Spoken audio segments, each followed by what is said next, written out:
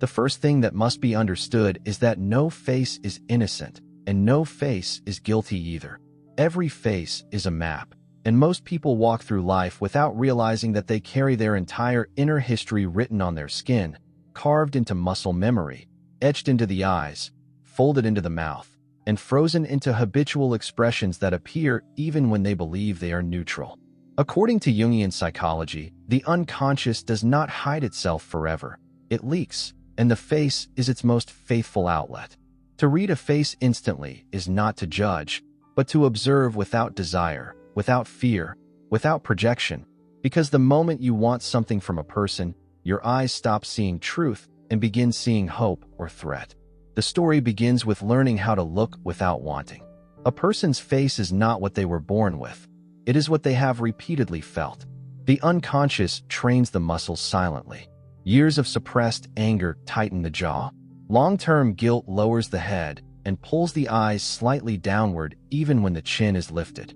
Chronic fear sharpens the eyebrows and hollows the eyes, creating alertness that never sleeps. Jung believed that whatever is not made conscious becomes fate, and on the face, fate becomes visible. You do not read a face by staring at features. You read it by noticing patterns that do not change with mood. Temporary emotions pass quickly, but permanent expressions remain even when the person is relaxed. The eyes are not windows to the soul in a poetic sense. They are indicators of psychological orientation. Eyes that constantly scan the environment are not curious. They are defensive. Eyes that avoid direct contact are not always dishonest. Often they belong to people who grew up under judgment and learned that being seen meant being corrected or punished.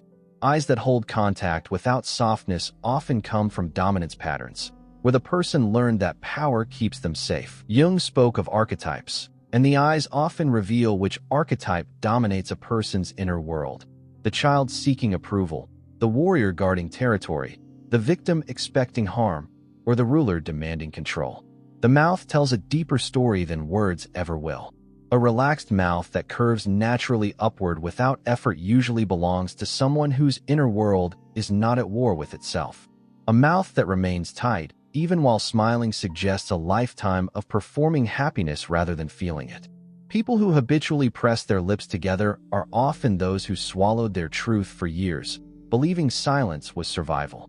Jung emphasized repression as a major source of neurosis, and nowhere is repression more visible than in the mouth that refuses to open fully, even during laughter.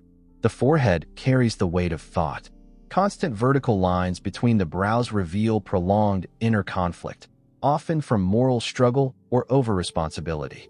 Horizontal lines formed early in life suggest a mind trained to anticipate problems before they arrive. These are not signs of intelligence alone, but of anxiety masquerading as preparedness. Jung warned that when thinking dominates feeling, the personality becomes imbalanced, and the face reflects this through tension in areas associated with cognition rather than emotion. To read a face instantly, one must understand the persona, the social mask Jung described as necessary but dangerous. The persona shapes facial expressions that appear only in public. Some people smile only when watched, their face relaxing into neutrality the moment attention disappears. Others maintain a public seriousness that collapses into softness in private moments. The difference between the public face and the resting face reveals how much energy a person spends pretending. The greater the difference, the greater the internal split, and internal splits always seek resolution, often through conflict, addiction, or projection. The shadow is the most important element to observe, because the shadow never announces itself. It reveals itself through contradiction.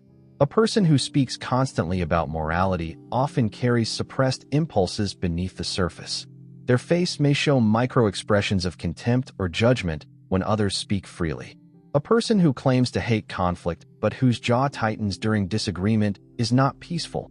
They are afraid of their own aggression. Jung believed that until the shadow is integrated, it controls behavior unconsciously, and the face becomes the battleground where control leaks out. One of the fastest ways to read someone is to watch how their face reacts when they are not the center of attention. When ignored, does irritation appear? When contradicted, does defensiveness rise instantly? When praised, does discomfort replace joy? These reactions happen before thought intervenes, and they appear on the face within milliseconds. The unconscious reacts faster than the intellect. People can lie with words, but they cannot lie with muscle memory trained over decades. There is also the face of emotional hunger. People who seek validation often carry a subtle openness mixed with tension, as if asking silently to be seen. Their eyebrows lift slightly during conversation, and their smiles arrive too quickly. Jung described this as the child archetype seeking nourishment. Such people are not weak. They are unfinished, still searching externally for what was not given internally. Recognizing this instantly prevents manipulation, both by them and against them. Faces shaped by long-term resentment are among the easiest to read. The eyes narrow not in focus, but in judgment. The mouth curves downward even at rest. These individuals often believe life owes them something. Jung warned that resentment solidifies the shadow, turning it outward into blame. Such people rarely listen. Their face shows that they are preparing a response even before the other has finished speaking. Then there are faces shaped by integration. These are rare. They show flexibility. Expressions change fluidly without stiffness. The eyes soften without losing clarity. The mouth moves naturally with emotion rather than controlling it. Such faces belong to individuals who have faced their shadow rather than denying it.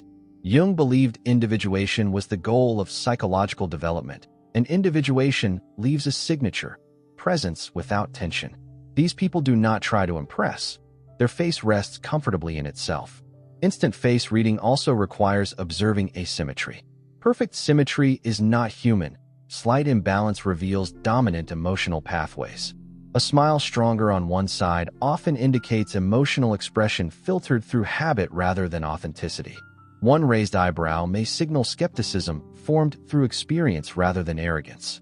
Jung emphasized symbols, and the face is a living symbol of how energy flows within a person. One must also understand that trauma leaves a permanent echo. People who experience sudden loss often have eyes that look beyond the present moment, as if partially detached from time. Their faces are not cold, they are cautious. Jung spoke of complexes, emotionally charged clusters of memory that influence perception. Trauma complexes appear on the face during stillness, not movement. When the face is at rest, the complex speaks. Reading faces instantly does not mean categorizing people as good or bad. Jung rejected moral absolutism in psychology. Instead, he focused on awareness. When you read a face accurately, you free yourself from illusion. You stop projecting your unmet needs onto strangers. You stop expecting kindness from those who have not healed. You stop fearing strength when it is calm rather than aggressive. This clarity is not power over others. It is power over your own reactions. The most dangerous faces are not angry ones, but emotionally blank ones. A lack of microexpression often indicates disconnection from feeling. These individuals learned early that emotions were unsafe. Jung warned that repressed feeling eventually erupts destructively. Their faces are quiet, but their unconscious is loud. Recognizing this prevents false trust based on calm appearance alone. To truly read faces, one must first read one's own. Jung insisted that self-knowledge precedes knowledge of others. If you deny your own shadow, you will misinterpret it in others. If you fear your own anger, you will label assertiveness as cruelty. The face-reading ability sharpens only when inner blindness decreases. As time passes, you realize that instant reading is not magic. It is familiarity with human suffering.